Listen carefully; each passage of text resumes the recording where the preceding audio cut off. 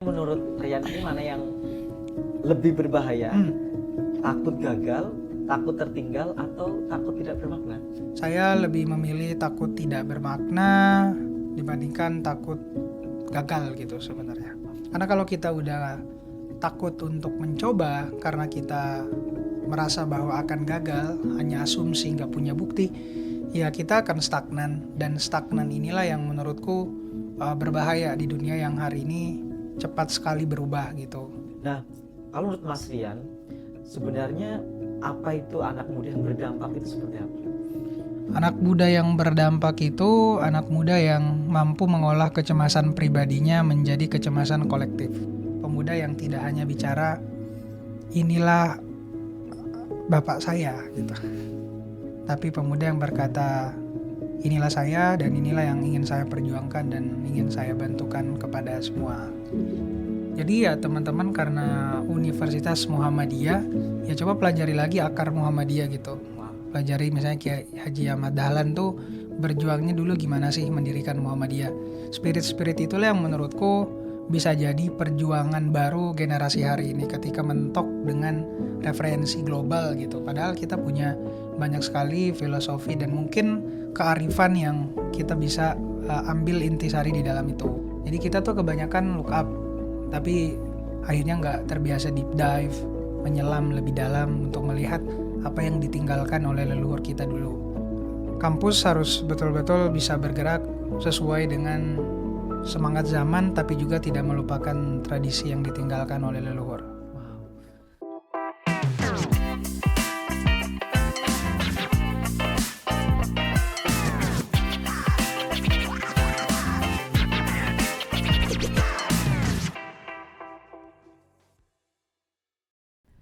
Ada sebuah paradok menarik. Dalam sejarah manusia, belum pernah ada generasi yang memiliki akses informasi sebesar generasi hari ini. Kita bisa belajar dari Profesor Harvard melalui YouTube. Kita bisa berdiskusi dengan AI dalam hitungan detik. Kita bisa mengetahui apa yang terjadi di belahan dunia lain hanya lewat satu sentuhan layar. Tapi anehnya, menurut banyak penelitian, justru di era ini tingkat kecemasan, kesepian, dan kehilangan makna hidup meningkat secara signifikan. Filsuf eksistensial Viktor Frankl pernah mengatakan, "When a person cannot find a deep sense of meaning, they distract themselves with pleasure." Ketika manusia kehilangan makna, ia akan sibuk mencari distraksi. Mungkin itu sebabnya kita hidup di zaman yang penuh hiburan tapi juga penuh kegelisahan. Kita hidup di zaman yang penuh koneksi tapi banyak yang merasa sendirian. Why are we all connected but disconnected at the same time? Dan hari ini kita akan membahas fenomena ini bersama seseorang yang selama ini konsisten berbicara tentang pendidikan, politik, masa depan anak muda, dan baru saja menulis buku berjudul Filsafat Kecemasan. Assalamualaikum warahmatullahi wabarakatuh, Mas Rian Fahardi. Selamat datang di UMS, Kampus Islami Mencerahkan Unggul Mendunia Sustainable. Sering disingkat dengan AIM UMS. Luar biasa. Oke, gimana kabarnya Mas Rian? Sehat dan sangat senang sebenarnya bisa diskusi sama Mas Ardika, terutama di lingkungan kampus. Oke, good. Nah, saya mau mulai dengan pertanyaan. Banyak orang mengenal Mas Rian itu sebagai presiden Gen Z ataupun konten kreator gitu ya. Dan yang memiliki 1,7 juta follower. Wah, itu luar biasa. Tapi kalau Mas Rian harus memperkenalkan diri nih tanpa jabatan, tanpa follower, siapa sebenarnya Mas Rian? Ya, mungkin saya hanya mas-mas biasa yang dari Solo. Waduh, Sulawesi. Sulawesi, oh beda ya, oh beda. Warga biasa. Warga biasa. Pulang Oke. sebagai warga biasa. Oke. Lawan nggak? Apa? Lawan? Lawan apa? Enggak ya. Oke. Ya pokoknya kalau misalnya tanpa embel-embel, mungkin saya hanya anak muda yang terbiasa berharap gitu. Berharap tentang saya ingin membangun masa depan yang baik, tapi dengan tindakan yang saya lakukan juga harus selaras dengan apa yang saya harapkan gitu. Kayak misalnya saya pengen pendidikan di Indonesia jauh lebih baik, maka saya harus bangun dari sekarang. Maka saya bikinlah sekolah tanah air, terus saya pengen bikin bagaimana caranya akses komunikasi antara komunitas dengan pemangku kepentingan di daerah juga bisa nyambung, maka saya bikin Distrik Berisik. Jadi mungkin anak muda yang memperjuangkan masa depan tapi bertindak sekarang. Oke, waduh, luar biasa. Rasanya langsung gitu ya. Nah, tapi pengen tanya juga, kepo nih. Pernah nggak sih Mas Rian ini mengalami fase tersesat dalam hidup? Sampai sekarang sih Sampai sebenarnya sekarang masih masih tersesat. tersesat. Oke. Terus, Kadang yang tersesat itu tuh justru ngebawa kita ke jalan-jalan yang tak terduga. wow, Kita menarik. nyebutnya unknown lah. Sesuatu yang dalam hidup kita tuh banyak sekali ternyata kalau di buku ada yang mungkin teman-teman baca judulnya Black Swan, ya, kayak angsa hitam Oke. yang kejadian-kejadian yang justru unpredictable, tapi justru itu yang banyak bikin pola baru, pattern baru yang akhirnya dimaknai sebagai bentuk keberhasilan.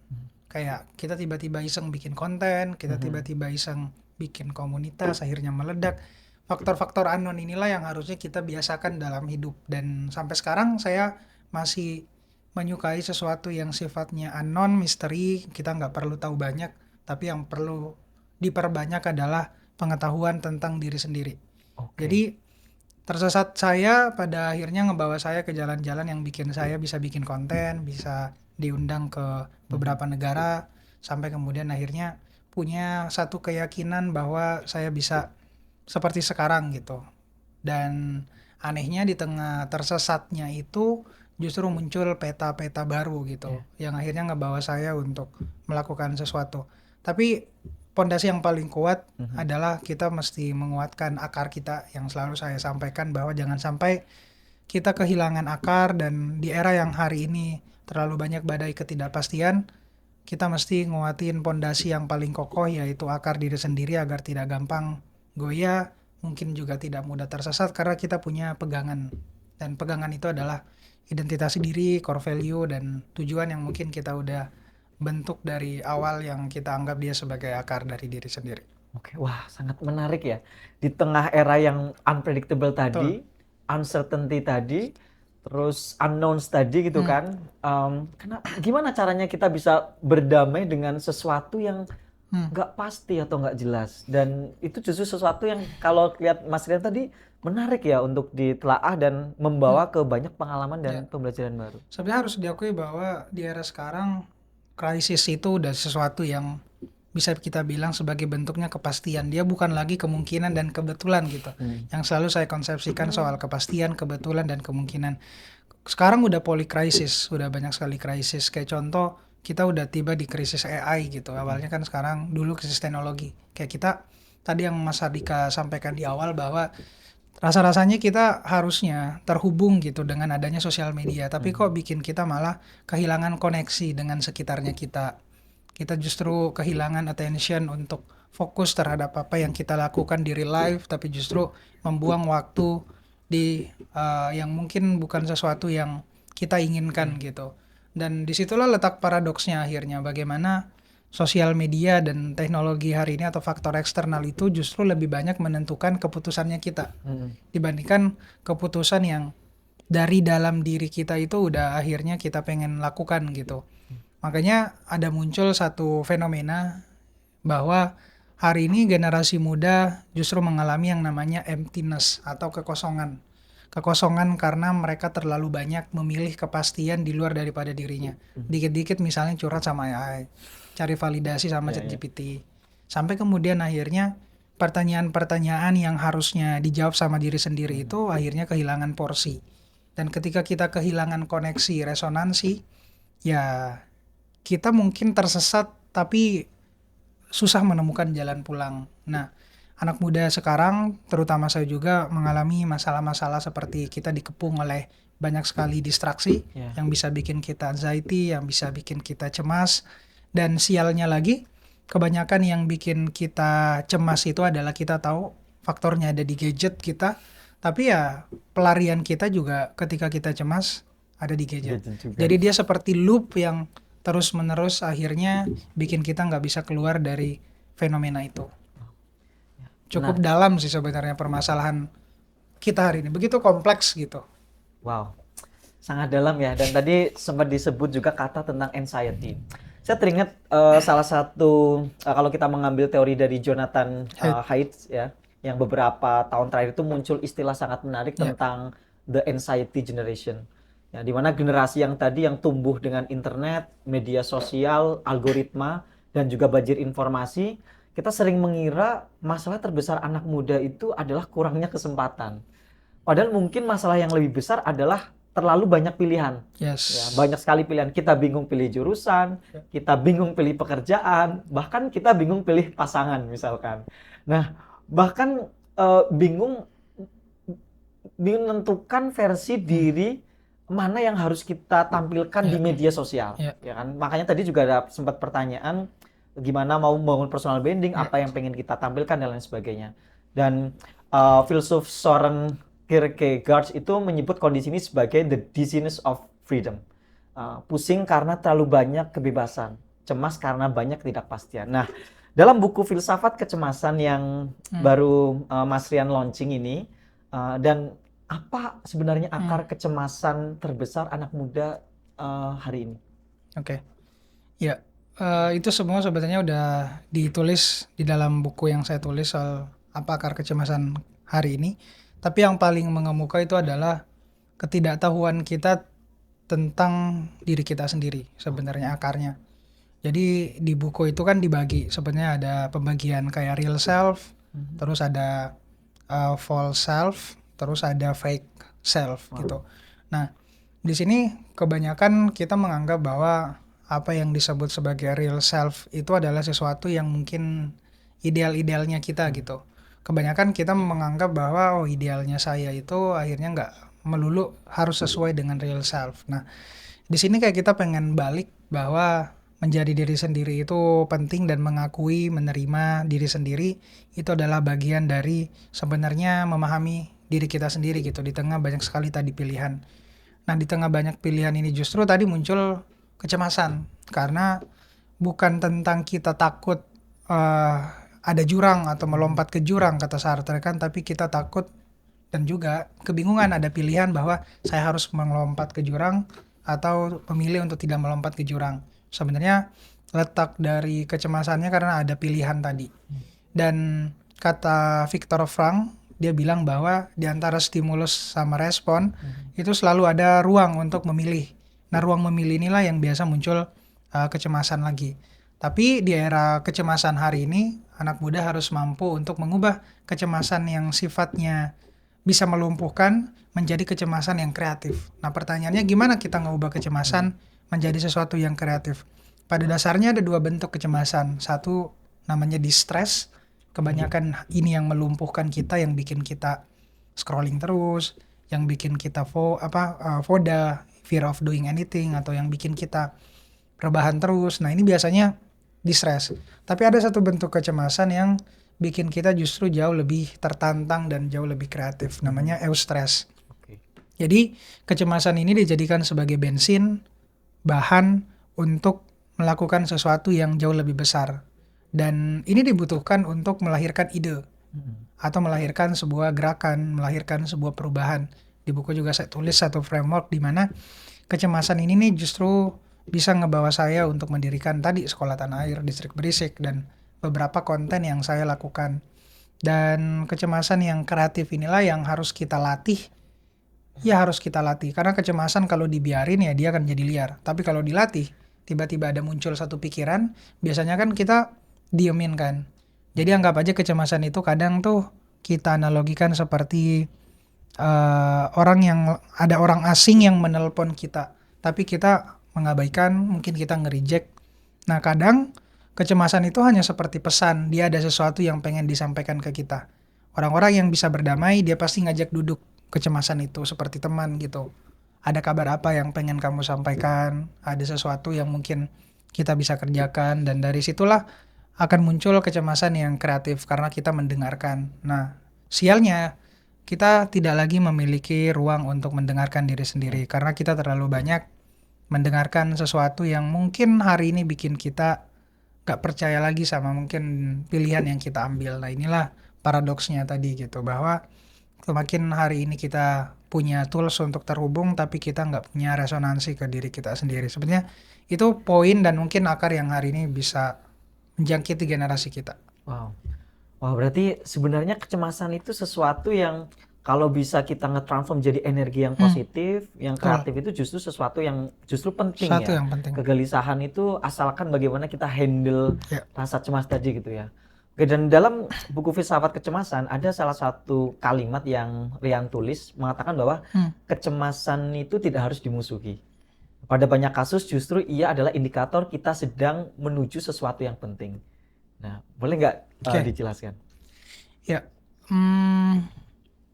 di sini saya menulis ini karena saya cukup banyak sekali mengcapture kecemasan, mungkin karena apa ya, saya suka traveling dan ketika traveling itu selalu mengamati, melihat, dan mencerna apa yang sebenarnya terjadi gitu. Dan dari situlah akhirnya literasi lahir gitu. Menurutku karena dimulai dari mengamati, bukan karena berbicara dulu, tapi mengamati. Ya mungkin ini sejalan juga dengan ayat pertama Al-Qur'an ya, Iqra. Bacalah, baca di sini saya mengartikan tentang mengamati sekitar, melihat apa yang terjadi, dan dari situlah akhirnya muncul berbagai macam ide, berbagai macam keresahan, dan disitulah kayak ada semacam panggilan, kayak misalnya setelah saya ini paling dekat misalnya di keluarga saya, ibu saya tuh guru SD dan cukup punya sumbangsi lah untuk pendidikan gitu, karena dia harus mengabdi, terus dia harus dalam 1 jam tuh dari rumah menempuh ke sekolah. Terus saya pas datang ke sana melihat sekolah-sekolah di sana cukup berantakan, kayak dalam kelas aja tuh cukup rapuh kursinya, meja, terus plafonnya nggak bagus. Dari situ kayak saya kepikiran cemasnya dulu gitu, nggak kepikiran ide melakukan apa, tapi kayak kok gini ya Indonesia, kok gini ya perlakuan mereka terhadap guru, kok gini ya ada masih ada di tahun sekarang tuh sekolah-sekolah rusak masih ada. Nah kalau itu dibiarin numpuk di kepala, dia kan jadi distres kan. Kayak kita misalnya ngelihat rupiah yang melambung tinggi, terus Sampai kita berapa ngelihat sekarang? Pertamax udah jadi 16.000. Nah kalau itu cuma numpuk di kepala, dia kan jadi distres. Nah ngubah jadi eustress ini nih sesuatu yang harus ketemu bagaimana kita mengubah knowledge yang kita pelajari sama skill yang kita juga pelajarin. Dan ketika dua itu ketemu, disitulah akhirnya kita bisa menciptakan sesuatu. Makanya lahirlah ide-ide dari kecemasan tadi, yang awalnya mungkin hanya bisa mengendap di kepala dalam bentuk anxiety, tapi kita bisa ubah dia jadi bentuk sesuatu yang kita sebut sebagai mungkin bensin untuk bahan bakar untuk terus berkarya atau bikin sesuatu yang dekat dengan kehidupan kita sendiri gitu. Itu sih indikatornya. Oke, wah luar biasa. Kita lanjut nih. Saya pengen tanya, sebenarnya menurut Rian ini mana yang lebih berbahaya? Takut gagal, takut tertinggal, atau takut tidak bermakna? Takut tidak bermakna itu kan bisa dibilang kecemasannya eksistensial. Kalau takut gagal, sebenarnya ini yang menurutku berbahaya sih. Kalau takut bermakna tuh, takut tidak bermakna itu kan sebenarnya adalah ketakutan yang mungkin bersumber karena kita merasa tidak punya harga gitu, kehadiran kita. Tapi itu sebenarnya bisa ditemukan ketika kita punya tujuan. Tapi kalau kita udah takut gagal, artinya kita udah takut mencoba lagi. Nah, mencoba lagi ini adalah satu bentuk kepastian yang menurutku bisa mendekatkan diri kita ke sesuatu yang pengen kita capai, entah itu kesuksesan atau kebahagiaan ya. Karena kalau kita udah takut untuk mencoba karena kita merasa bahwa akan gagal, hanya asumsi nggak punya bukti, ya kita akan stagnan. Dan stagnan inilah yang menurutku berbahaya di dunia yang hari ini cepat sekali berubah gitu. Jadi kalau bisa teman-teman membangun kepastian dengan coba banyak hal di sekitar kita yang mesti dicoba. Karena jalan itu baru tercipta ya kalau teman-teman memutuskan untuk jalan sebenarnya. Karena kita nggak bisa dituntun setiap hari. Jadi teman-teman yang harus nemuin jalan hidupnya sendiri gitu. Jadi saya lebih memilih takut tidak bermakna dibandingkan takut gagal gitu sebenarnya. Oke, menarik sekali. Nah, kemudian berbicara tentang Gen Z nih, banyak yang mereka sekarang berada di fase quarter life crisis. Ya. Nah, sebenarnya quarter life crisis ini apakah itu benar-benar krisis atau itu hanya sebuah fase pertumbuhan menurut Rian? Kalau menurutku itu adalah fase pertumbuhan. Ya setiap orang kan punya krisisnya masing-masing. Ada yang krisisnya tiba-tiba dia kena cobaan terlilit utang gitu, atau misalnya keluarganya bangkrut, itu kan krisis. Atau misalnya dia tiba-tiba PHK, itu kan krisis. Tapi ada memang fase di mana fase-fase umur 20-an ketika kita udah mempelajari banyak knowledge, tapi kadang knowledge ini kok nggak match dengan kebutuhan pasar gitu misalnya. Oh, itu bisa jadi krisis. Atau misalnya satu kebutuhan untuk memaksa kita agar bagaimana misalnya menikah dulu atau misalnya S2 dulu. Nah, itu kan pilihan-pilihan hidup yang harus kita ambil, tapi jangan sampai kita lupa bahwa ada akar yang harus kita jangan sampai tidak sesuai dengan pilihan-pilihan itu. Kita mengalami krisis karena kita jauh dari pusat diri kita. Ketika kita jauh dari pusat diri kita, kecemasan timbul, kecemasan muncul. Nah, itulah yang kita sebut sebagai krisis. Tapi kalau kita sadar bahwa ini adalah fase yang menyakitkan tapi menentukan, kita mungkin melihatnya dari sudut pandang yang berbeda, bahwa memang ada identitasku dulu yang mungkin udah nggak relevan sekarang, jadi mesti saya belajar hal-hal baru lagi yang mungkin bisa mendorong dan menunjang apa yang mungkin dibutuhkan zaman hari ini. Quarter life crisis terjadi ketika zaman menuntut kita tapi diri kita belum siap. Nah, jadi alih-alih fokus untuk menyesuaikan diri terhadap zaman, saya lebih memilih untuk melakukan banyak persiapan. Jadi ketika permintaan zaman datang atau situasi yang kita nggak bisa tentukan atau unknown ini datang, ada banyak opsi yang bisa kita pilih. Persiapan A, persiapan B, persiapan C, itu jauh lebih penting daripada hanya menyiapkan satu persiapan yang makro atau yang besar. Jadi persiapan kecil ini jauh lebih penting gitu. Kayak misalnya teman-teman sebelum lulus udah memperbanyak freelance, magang, atau misalnya udah memulai bikin konten. Nah, itu kan ada 3 persiapan berarti tuh. Kalian freelance, kalian juga magang secara offline, freelance secara online, terus bikin konten. Nah, berarti ada 3 kemungkinan. Setelah lulus nanti, ya kalian punya banyak kesempatan yang mungkin akan datang dan itu menunggu untuk dimaksimalkan. Jadi itu yang mesti dipersiapkan agar kita bisa sedikit mungkin menghadapi krisis-krisis yang mungkin kita tidak bisa sangka. Oke. Wah, menarik sekali.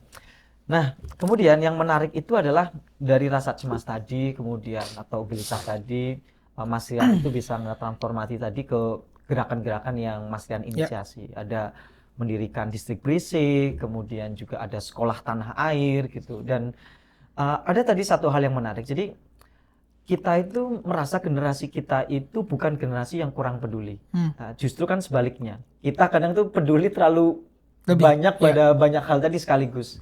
Dan seringkali kepedulian yang banyak tadi terhadap banyak hal tadi berhenti menjadi sebuah kecemasan.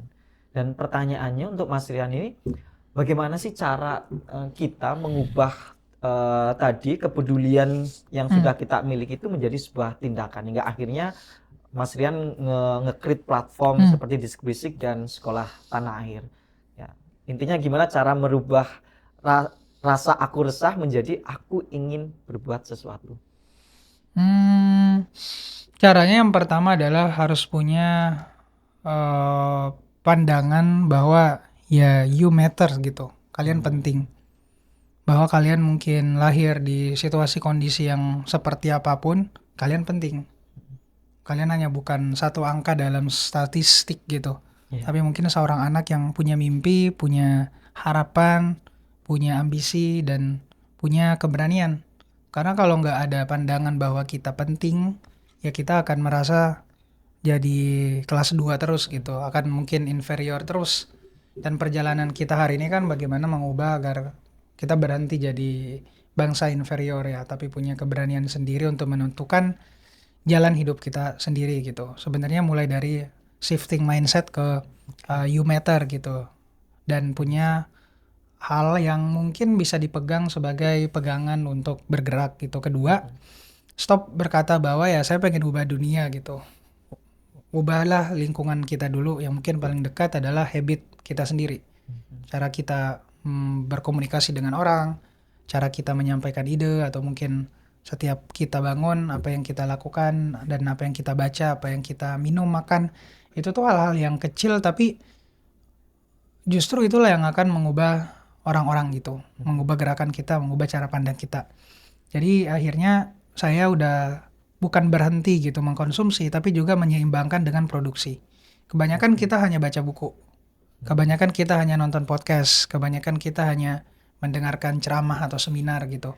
Tapi tidak sedikit orang akhirnya memilih untuk mengeksternalisasi apa yang dia pahami gitu.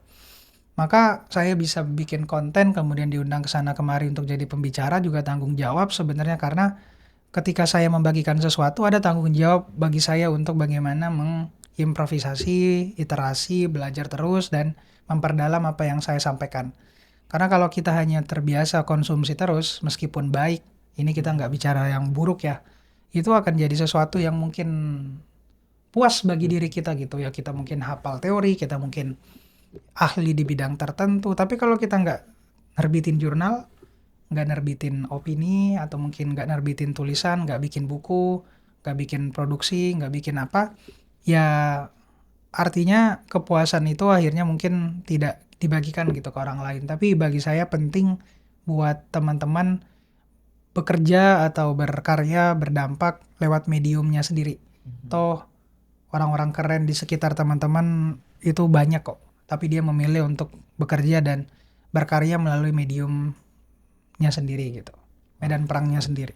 Oke, wah menarik sekali. Jadi ada beberapa hal ya tadi, salah satunya itu pertama pun harus dimulai dari shifting our mindset tadi ya. Dan saya rasa kalau kita hanya mengkonsumsi tadi tanpa akhirnya bergerak hanya saja batasnya hanya konsumsi Betul. saja gitu kan. Dan berarti yang paling penting mindset juga tadi ya. Ya. Change your mindset, change your life ya kan. Nah, kalau menurut Mas Rian, sebenarnya apa itu anak muda yang berdampak itu seperti apa? Anak muda yang berdampak itu anak muda yang mampu mengolah kecemasan pribadinya menjadi kecemasan kolektif. Oke, wow, luar Jadi biasa. dia nggak hanya mikirin bahwa oh nanti gimana ya kalau gua nggak dapat kerja, nanti gimana ya kalau saya nggak bisa makan, nanti gimana ya kalau misalnya saya. Jadi pertanyaan sayanya ini diubah menjadi kita. Oke. Nah, mengganti saya menuju ke kita perlu untuk kita sendiri harus selesai gitu. Jadi akhirnya kita udah mikirin orang lain, kita udah mikirin gotong royong, bahkan di tahap yang lebih tinggi ya udah mikirin bangsa dan mikirin negara, dan itu udah dilakukan sama founding fathers kita dulu ya. Dia belajar untuk kembali gitu. Bung Hatta ke Belanda, Tan Malaka juga ke Belanda, Bung Karno juga, dan beberapa para pemuda-pemudi revolusi kita, dia nggak mikirin diri sendiri, dia nggak mikirin bisnisnya aja, dia nggak mikirin pendidikan untuk anak-anaknya aja, tapi dia mendidik generasi, dia mendidik anak-anak. Seperti misalnya Ki Hajar bikin taman siswa meskipun dia udah jadi bangsawan, pada saat itu dia jadi dokter, tapi dia mendidik pada saat itu karena kita masih bangsa kelas 2, dia ngedidik para pribumi pada saat itu agar dia tidak diremehkan. Dan itulah sebenarnya DNA kita gitu, DNA yang tidak hanya mementingkan diri sendiri tapi juga mementingkan hajat orang banyak. Dan pemuda yang berdampak ya pemuda yang tidak hanya bicara inilah bapak saya gitu, tapi pemuda yang berkata inilah saya dan inilah yang ingin saya perjuangkan dan ingin saya bantukan kepada semua. Wow, jadi tadi bukan hanya tentang saya ya, tapi mikir tentang kita. Nah, kalau berbicara tentang kita nih sebagai mahasiswa Universitas Muhammadiyah Surakarta, kira-kira bagaimana agar mahasiswa Universitas Muhammadiyah Surakarta ini pun bisa menjadi muda yang berdampak? Step awalnya ngapain? Step awalnya satu adalah pertama tidak melihat sejarah itu sebagai hal yang kolot gitu. Oke. Jadi ya teman-teman karena Universitas Muhammadiyah, ya coba pelajari lagi akar Muhammadiyah gitu. Wah. Pelajari misalnya kayak Haji Ahmad Dahlan tuh berjuangnya dulu gimana sih mendirikan Muhammadiyah. Spirit-spirit itulah yang menurutku bisa jadi perjuangan baru generasi hari ini ketika mentok dengan referensi global gitu. Padahal kita punya banyak sekali filosofi dan mungkin kearifan yang kita bisa ambil intisari di dalam itu. Jadi jangan sampai pandangan teman-teman terutama di UMS ini hanya melihat ke atas tapi nggak ngelihat ke akar, ke bawah, ke tanah, bahwa di situ ada mineral, di situ ada sari-sari yang cukup bisa menumbuhkan kenapa bisa Muhammadiyah atau kampus teman-teman bisa sebesar seperti sekarang. Jadi kita tuh kebanyakan look up, tapi akhirnya nggak terbiasa deep dive, menyelam lebih dalam untuk melihat apa yang ditinggalkan oleh leluhur kita dulu. Dan kita selalu menganggap ya masa depan itu tuh garis lurus aja. Padahal garis masa depan itu kan dia spiral. Dia selalu kembali ke center tuh, muter, tapi terus bergerak di tengah gitu. Kembali ke tengah, kembali ke tengah. Nah, ini mungkin bentuk riset yang terjadi hari ini karena kita kembali harus melihat apa yang kembali bisa kita praktekkan di situasi kondisi seperti sekarang, maka kampus harus betul-betul bisa bergerak sesuai dengan semangat zaman tapi juga tidak melupakan tradisi yang ditinggalkan oleh leluhur. Wow. Itu pun jadi bahan refleksi saya dan kita sendiri ya. Jangan Sama. pernah lupakan akar Iya, sejarah bagaimana Muhammadiyah sebesar sekarang itu betul. pastikan ada sejarah-sejarah sebelumnya ya. Iya. Mungkin ada part-part yang milestone yang penting sekali yang kadang mungkin kita lupa dan jangan lupa kita gali itu yang mungkin bisa jadi itu menjadi energi kembali untuk ini loh ruh perjuangan Setuju. founding father kita yang dulu itu hingga akhirnya bisa seperti sekarang ini dan menjadi Ya, organisasi Islam sebesar terbesar sekarang ya. keempat di dunia juga kan. Oke. Nah, oke. Lanjut nih Mas dan kita ke sesi yang sedikit semi formal, ada game Oke. cepat jawab. Nah, jadi Oke. harus cepat jawab. Nggak boleh lebih dari 2 atau 3 detik ya. Oke, siap.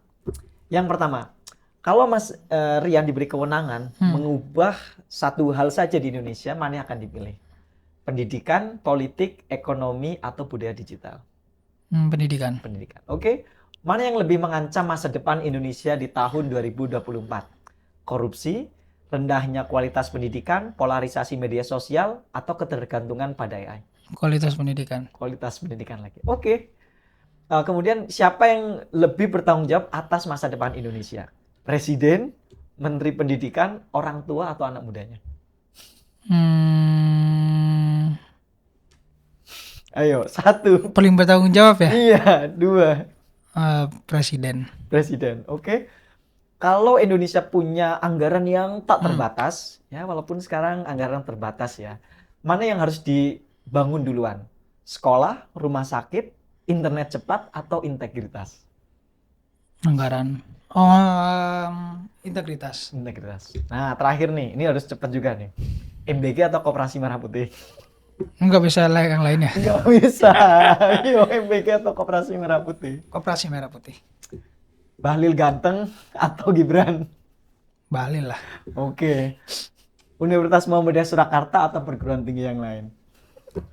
Universitas Muhammadiyah Surakarta. Oke, ya terima kasih.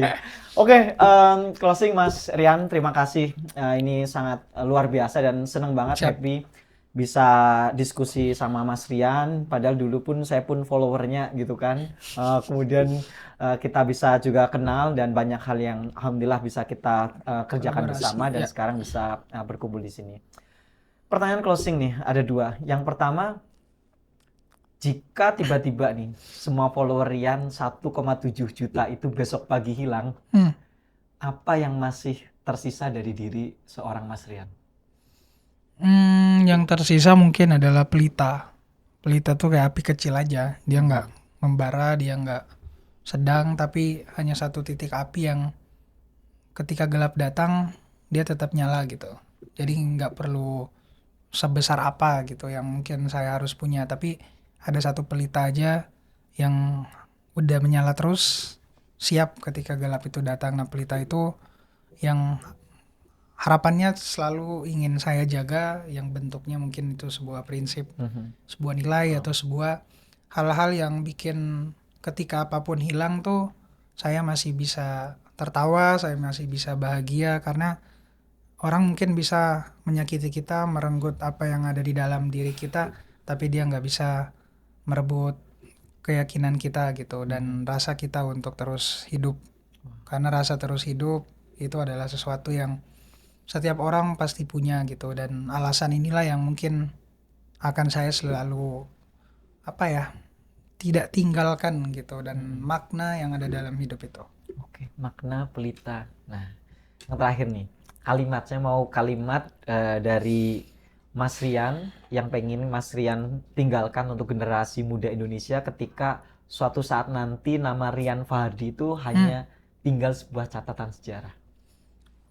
Pesannya. Ya saya rasa selain nama ya kita meninggalkan legacy itu dalam bentuk perbuatan baik sih. Perbuatan baik itu sesuatu yang mungkin tidak perlu kita ucapkan tapi dari tindakan aja. Mungkin orang-orang akan mengenal selain Rian tuh ada sekolah tanah air, ada distrik berisik, ada cerita masyarakat, ada buku, Oh ya, filsafat kecemasan.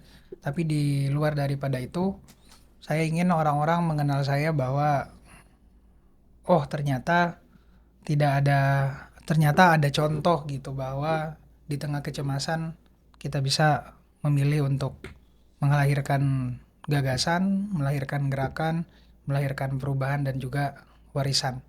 Jadi yang orang-orang yang akhirnya mungkin ngelihat bahwa oh ternyata Bang Rian aja tuh punya kecemasan, punya masalah apapun tapi dia bisa melahirkan satu karya. Jadi itu sih sebenarnya yang ingin saya tinggalkan, bentuk keberanian yang harus dihidupkan gitu. Oke. Jangan takut untuk merasa cemas gitu ya. Dan coba kita transform energi cemas itu menjadi sesuatu yang positif.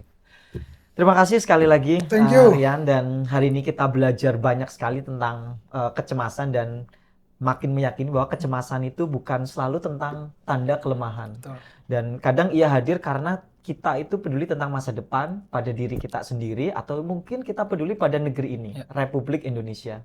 Dan mungkin kita tidak bisa tadi mengubah Indonesia dalam semalam, ya, tapi kita bisa mulai dengan tidak pernah berhenti berpikir, tidak pernah berhenti belajar, dan tidak berhenti mengambil peran. Dan karena masa depan tidak dibangun oleh mereka yang paling banyak mengeluh, tetapi oleh mereka yang tetap bergerak meski penuh kegelisahan. Dan barangkali tujuan hidup bukanlah menjadi orang yang paling dikenal, tetapi menjadi orang yang paling berguna ketika namanya tidak lagi disebut. Terima kasih, saya Hardika Dwirmawan, dosen pendidikan teknik informatika Universitas Muhammadiyah Surakarta. Terima kasih, sampai jumpa di lain kesempatan. Wassalamualaikum warahmatullahi wabarakatuh. Waalaikumsalam.